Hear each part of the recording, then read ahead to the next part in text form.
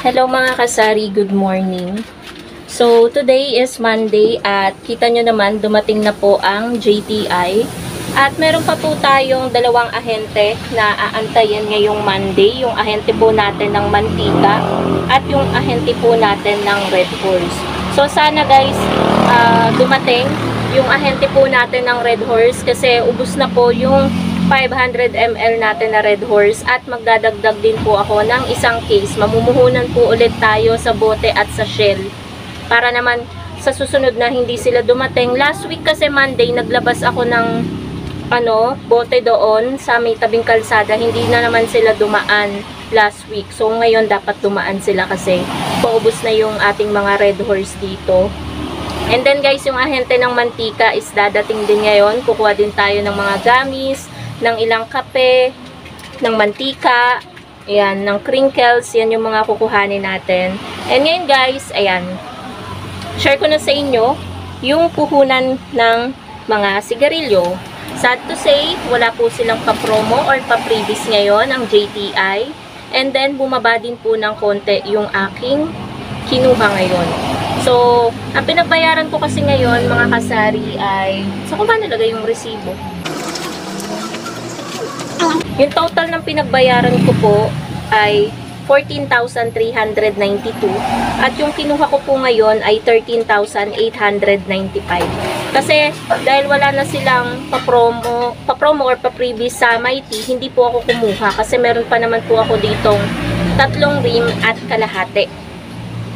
So ang kinuha ko po ngayon ay Winston. Punan po ng isang kaha ng Winston is 163. Binabenta ko po ang isang kaha ng Winston ng magkano ba? 180. Kaya magkano lang po kasi binebenta ko lang po siya ng SRP 9 pesos. Tapos kumuha po ako dahil hindi nga ako kumuha ng Mighty kahit 2 kaha lang daw. So ayan, nag-ano sila ng 2 kaha. Siguro kailangan nila ng sale sa Mighty kaya naglagay sila. Puhunan ng Mighty is 145 ang isang kaha. Binebenta natin siya ng 160. So, 15 pesos lang po yung tubo natin sa isang kaha. Tapos, ganun din po, puhunan po ng isang rim ng marbles is 1,450. Pang 8 din po natin siya. Tapos, kalahati 80, 160 po ang isang kaha. Tapos, dahil hindi ako kumuha ng Mighty, nilagay ko na lang guys yung isang rim dito sa Camel Menthol dahil medyo okay naman ang benta natin dito sa Camel Menthol. Punan po nito ay 1,260 ang isang rim. Binebenta po natin siya ng 7 pesos per stick. 140 isang kaha, 70 yung kalahati. Ito ay 4 na rim. And last mga kasari, ayan, 5 rim ng Camel na pula. Ayan. Meron pa tayo ditong isang rim plus meron pa tayong naka-display dito sa organizer natin. Pero 5 pa rin yung in-order ko dahil mabili naman guys ang Camel na pula. 1,260 yung puhunan nito ng isang rim. So, pang 7 natin siya, SRP. Alam nyo ba guys, ang tubo ko lang sa isang stick ng sigarilyo is 0.7.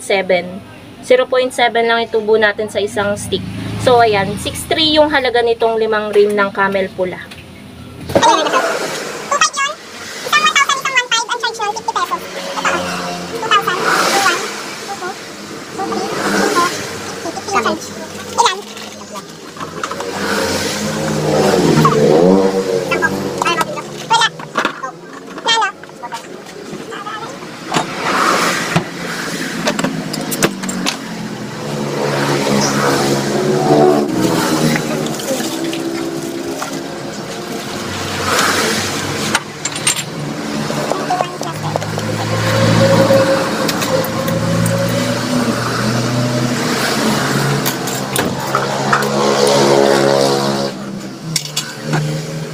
Ayun guys, so meron lang bumili.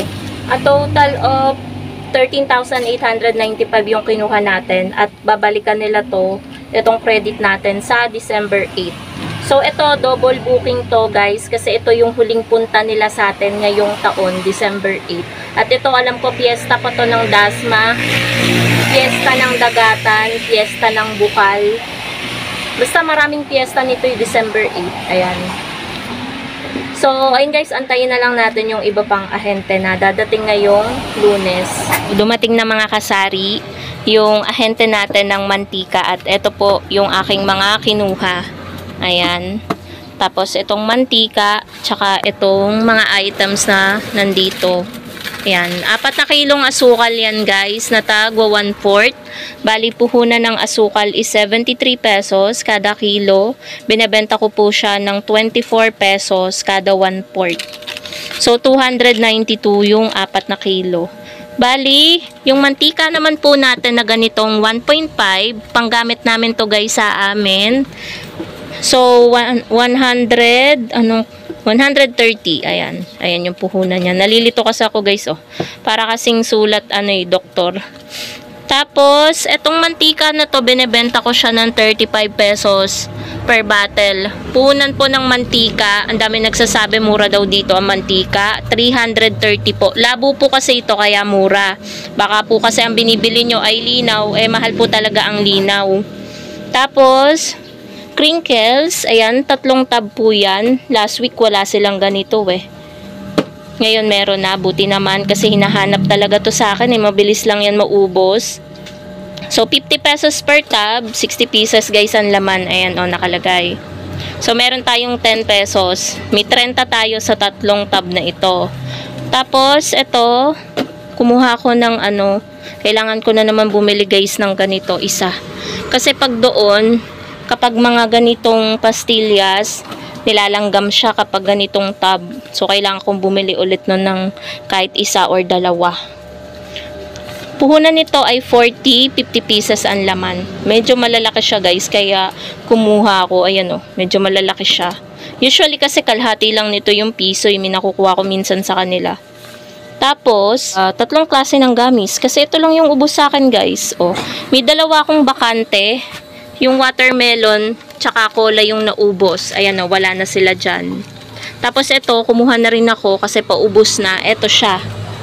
Ito siya. Ayan.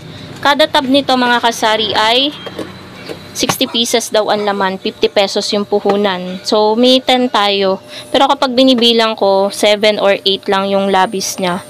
Pero minsan naman, sakto naman na 60 pieces. Tapos, kumuha din ako guys ng 2 kilong harina. Siyempre, i-repack natin yan. Hassle na naman yan sa atin. Kapag may libre tayong time, kapag inaantok, ayan, ganun ang ginagawa ko, nagre-repack ako. Harina puhunan ay 90, 45 pesos per kilo. Tapos, Bear Brand Swak, nakakuha ko 95 ang isang haba. Bira lang ako sa kanilang kumuha kasi medyo pricey sa kanila ang Bear Brand. Ayan 11.87. Pero 14 ko naman siya binibenta kaya okay lang, may 2 pa rin naman tayo. Tapos kumuha din ako ng Copico Blanca, 135 sa kanila. Tapos creamy white ay 140. A total of 1,548. 2 hours later. Mga kasari, kakaalis lang po ng ahente natin ng Red Horse at sa kasamaang palad ay naubos daw po yung dala nilang 500 ml na Red Horse. Pero, babalik na lang daw po yung dadaanan daw po ako sa Thursday. So, today is Monday. Tuesday, Wednesday pa yung aantayin natin. 2 araw pa bago tayo magkaroon ng 500 ml. Kaso yung 500 ml natin dito guys na Red Horse ay aapat na. Bali 5. Ayun pa pala sa sulok, meron pang isa. Hindi na to abot kasi kapag may nag-inom dito, para lang yan sa isang tao yung 5 bote ng 500 ml. So, ang nakuha lamang po natin, ito po sa likod, 2 case ng Red Horse na malaki. Yan. Dapat nga magdadagdag pa ako. 5, 6 ang kukuhanin natin. Ayun yung 3. Ito dalawa, tas magbabayad na lang ako ng isa pa. Mamumuhunan tayo sa isa pang case. Naka-ready pa nga dito guys yung ano ko, ayan o. Kaso, ito lang yung total ng ating pinagbayaran. 1,252. Yan yung total ng ating pinagbayaran. Bali, 626 kasi yung puhunan. So, 626 times 2. 1,252. So, hindi pa rin nagtataas ang ating Red Horse. So, yun lang mga kasari. Yan yung mga delivery na dumating sa, bentahan ko nga pala ng Red Horse is 125. Sana na-update kayo guys sa presyo ng mga bilihin ng mga deliveries na dumating sa akin kanina. Yun lang guys. Bye!